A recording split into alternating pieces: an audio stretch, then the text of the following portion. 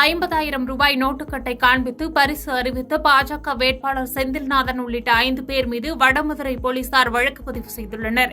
கரூர் நாடாளுமன்ற தொகுதி பாஜக வேட்பாளர் செந்தில்நாதன் வேடச்சந்தூர் அருகே உள்ள வடமதுரை மற்றும் அய்யலூர் பகுதிகளில் தேர்தல் பிரச்சாரம் மேற்கொண்டார். அப்போது பிரச்சார வாகனத்தில் நின்று பொதுமக்களிடையே பேசிய திண்டுக்கல் மாவட்ட பாஜக தலைவர் கனகராஜ் ஜோதிமணியின் புகைப்படத்தை காட்டி கரூரில் உங்கள் குறைகளை எத்தனை முறை கேட்டறிந்தார் என்று கூறினால் அனைவருக்கும் 50,000 ரூபாய் பரிசு வழங்குவதாக நமது வேட்பாளர் செந்தில்நாதன் அறிவிப்பார் என்று கூறி 50,000 ரூபாய் பணக்கட்டை காண்பித்து பேசினார். இச்சம்பவம் குறித்து தேர்தல் பறக்கும்படை அதிகாரி திவாகர் வடமதுரை காவல் நிலையத்தில் புகார் அளித்தார். புகாரின் பேரில் தேர்தல் விதிமுறைகளை மீறியதாக கரூர் நாடாளுமன்ற தொகுதி பாஜக வேட்பாளர் செந்தில்நாதன், திண்டுக்கல் மாவட்ட பாஜக தலைவர் கனகராஜ் உள்ளிட்ட 5 பேர் மீது வடமதுரை போலீசார் வழக்கு பதிவு செய்து விசாரணை நடத்தி வருகின்றனர்.